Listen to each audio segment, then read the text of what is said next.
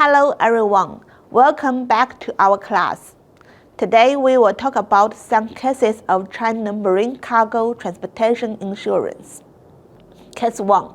A company exports a batch of equipment to Europe and purchases free from particular average insurance.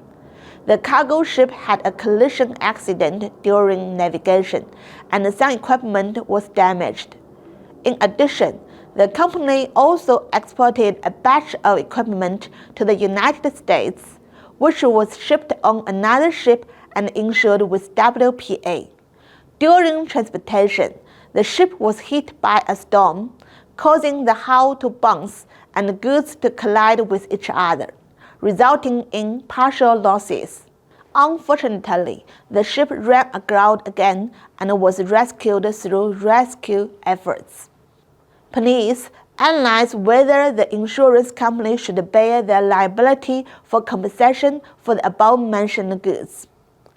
Part of the loss of equipment exported to Europe was due to accidents caused by collisions with transportation vehicles.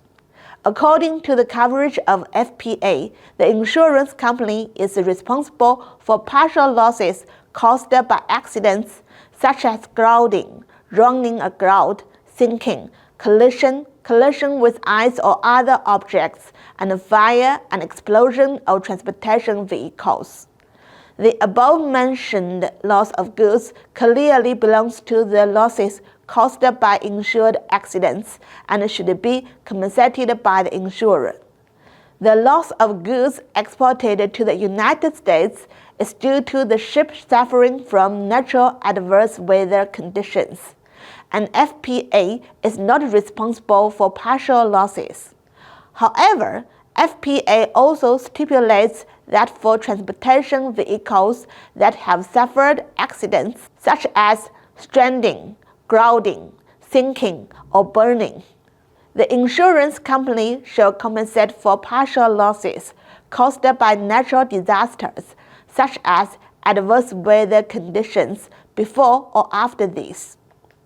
Therefore, although the goods exported to the United States suffered partial losses due to natural disasters, the insurance company should compensate for the losses suffered by the American goods due to the cargo vessel being stranded during the voyage, and the goods were still on board when the vessel ran aground. Case 2. A foreign trade company imported a batch of bulk fertilizers and had insured all risks of sea freight with an insurance company. After the goods arrive at the destination port, they are all unloaded into the warehouse of the port company. During the unloading process, the foreign trade company signed a filling agreement with the loading and unloading company and immediately began filling.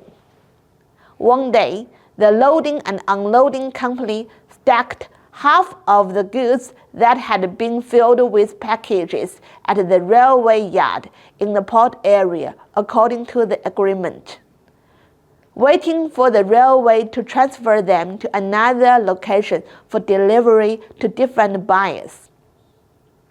The other half of the bulk cargo left in the warehouse for filling suffered severe wet damage due to the typhoon.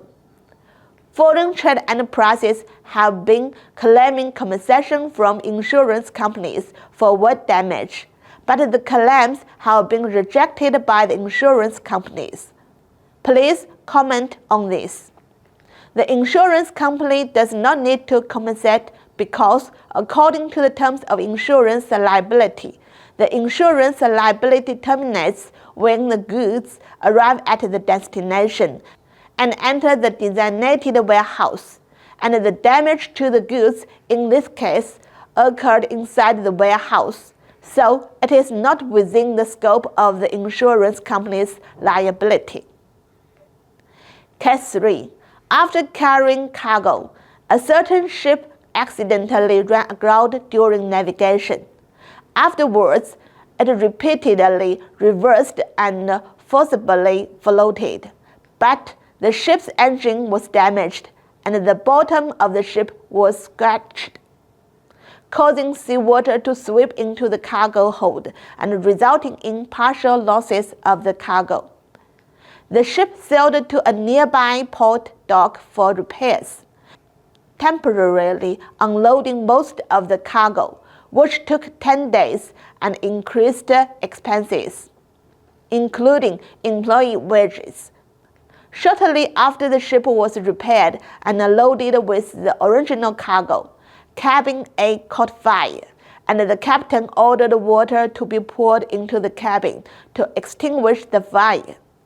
A cabin originally carried stationery supplies, tea leaves, and so on.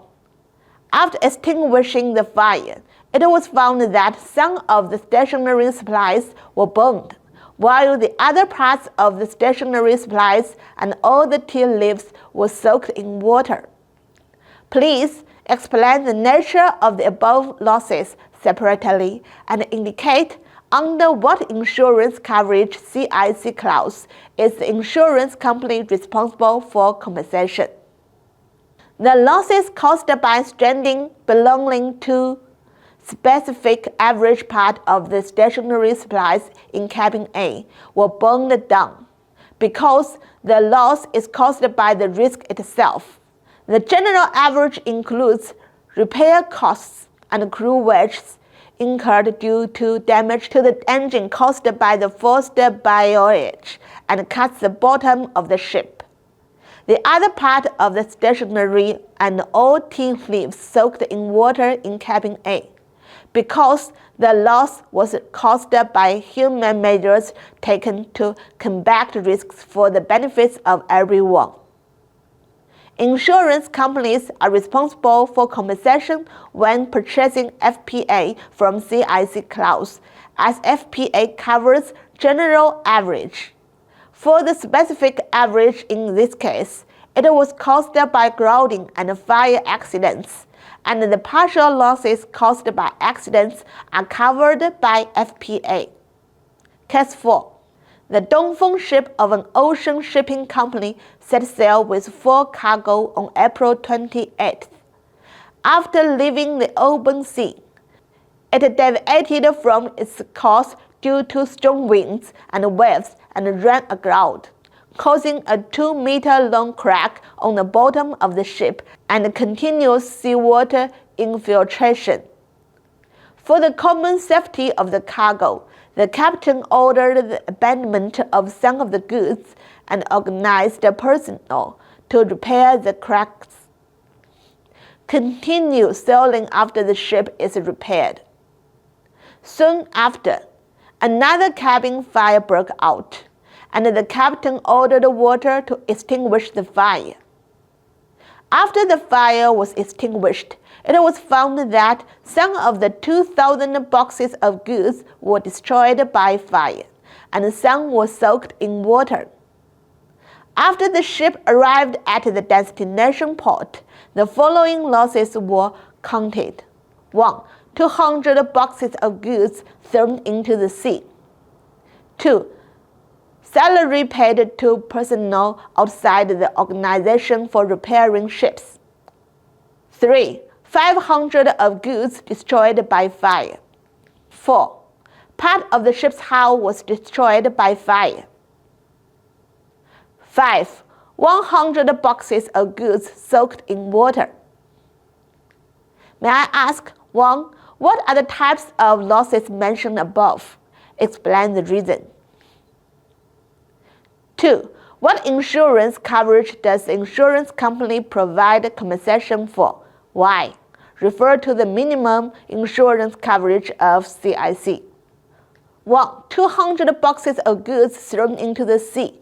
2. Salary paid to personnel outside the organization for repairing ships. 5.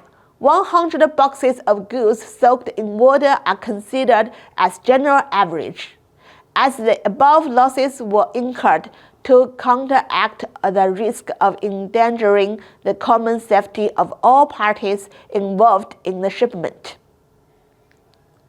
3.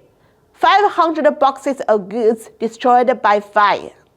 4. Part of the ship's hull was destroyed by fire, which belongs to specific average, as the loss is a consequence of the risk itself. When purchasing FPA, the insurance company provides compensation because FPA covers general average and partial losses caused by accidents. So much for this class. Thank you for your attendance.